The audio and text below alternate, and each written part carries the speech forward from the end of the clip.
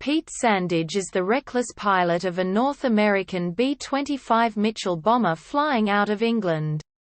During World War II, he is in love with Air Transport Auxiliary pilot Dorinda Durston, an American civilian pilot ferrying aircraft all over the United Kingdom.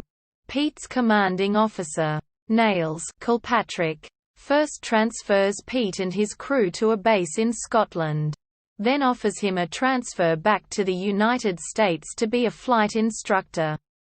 Dorinda begs him to accept.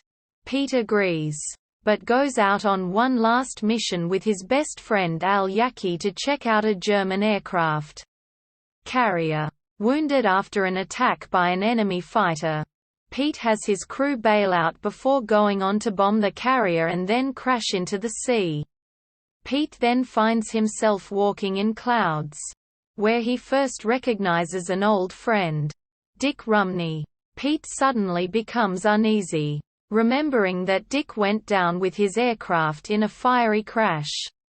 As Pete processes where he is, Dick ushers him to a meeting with the general, who gives him an assignment. He is to be sent back to Earth, where a year has elapsed, to pass on his experience and knowledge to Ted Randall at flight school.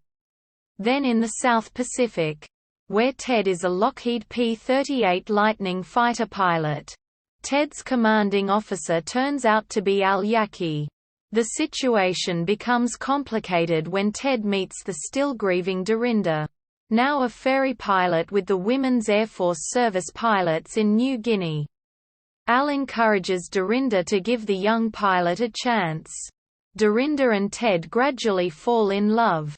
Ted proposes to her and she accepts, much to Pete's jealous dismay. When Dorinda finds out from Al that Ted has been given an extremely dangerous assignment to destroy the largest Japanese ammunition dump in the Pacific, she steals his aircraft. Pete guides her in completing the mission and returning to the base to Ted's embrace. Pete accepts what must be and walks away. His job done.